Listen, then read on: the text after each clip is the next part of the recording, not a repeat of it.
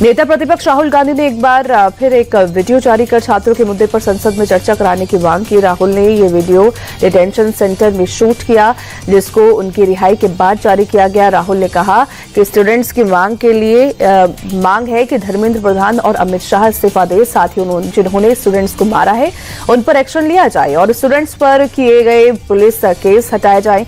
राहुल बोले, मेरा पूरा विपक्ष चाहता है कि इस मुद्दे पर लोकसभा राज्यसभा में चर्चा हो। साथ ही उन्होंने सरकार से स्टूडेंट्स से माफी मांगने की मांग की। शिक्षा मंत्री धर्मेंद्र प्रधान ने राहुल गांधी और कांग्रेस पर पलटवार करते हुए छात्रों के राजनीतिक इस्तेमाल करने का आरोप लगाया। धर्मेंद्र प्रधान ने कहा कि सरकार की पूरी चर्चा के लिए तैयार होने के बाद भी कांग्रेस बहस के बजाय पॉलिटिकल तमाशा चुना। प्रधान ने कहा कि कांग्रेस नेताओं ने पीएम आवास के पास धरना देकर सुरक्षा प्रोटोकॉल को तोड़ा। कांग्रेस को छात्रों की कोई चिंता नहीं, सरकार नीट के मुद्दे पर चर्चा के लिए तैयार है, लेकिन राहुल गांधी लोकतांत्रिक चर्चा से भाग रहे हैं। राहुल समाधान नहीं, सुर्खियां बटोरना चाहते हैं।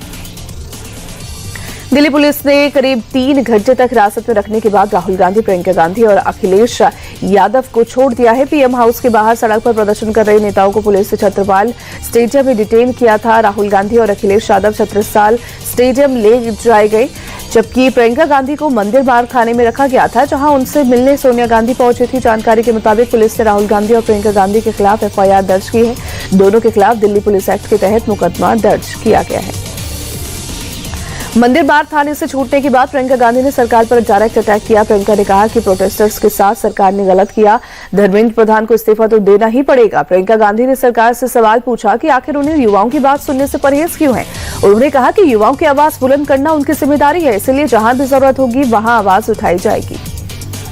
समाजवादी पार्टी अखिलेश यादव छत्रसाल स्टेडियम से छूटकर बाहर निकले तो सरकार पर जोरदार हमला बोला। अखिलेश ने कहा कि सरकार को हर हाल में छात्रों की मांग माननी पड़ेगी, क्योंकि सरकार ने उनके साथ बहुत अन्याय किया है।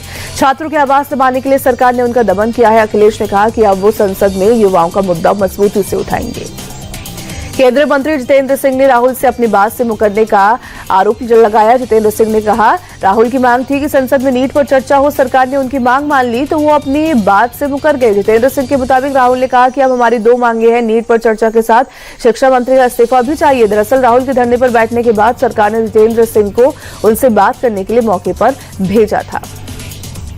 बीजेपी अध्यक्ष नितिन नवीन ने नेता प्रतिपक्ष राहुल गांधी पर निशाना साधते हुए कहा कि उनका व्यवहार उनके पद की गरिमा के मुताबिक नहीं है।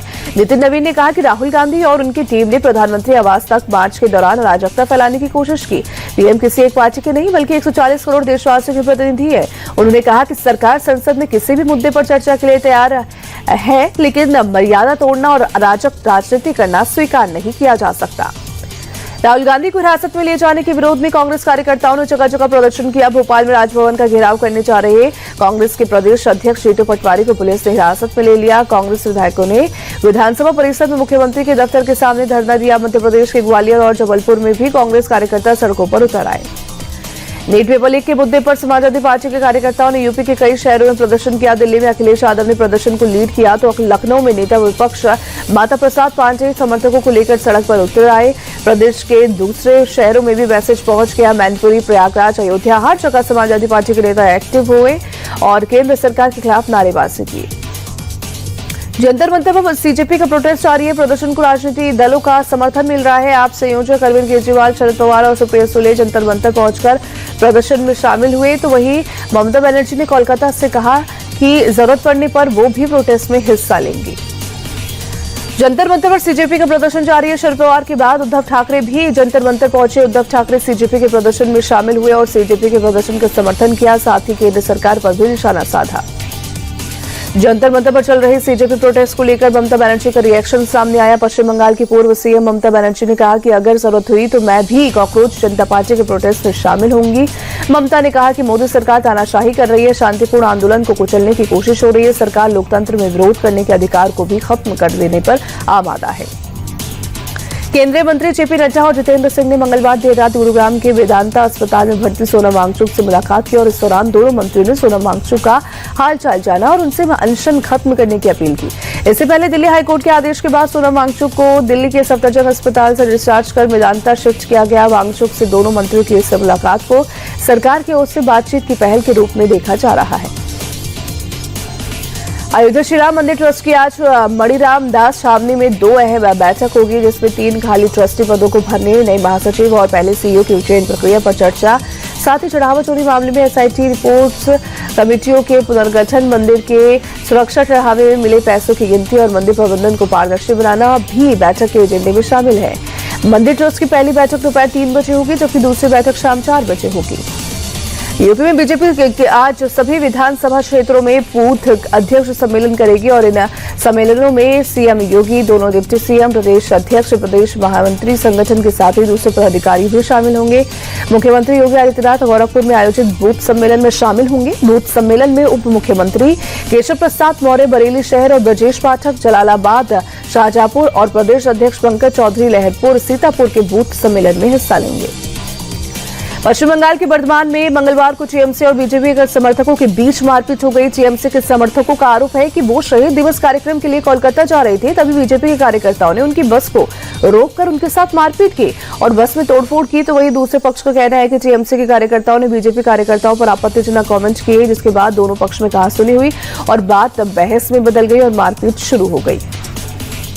यूपी के बनावी में पुलिस ने डबल मर्डर के आरोपी वीर सिंह को एक मुठभेड़ में गिरफ्तार कर लिया। कादर चौक इलाके में पुलिस की 25,000 के इनामी बदमाश को पकड़ने के लिए घेराबंदी की थी।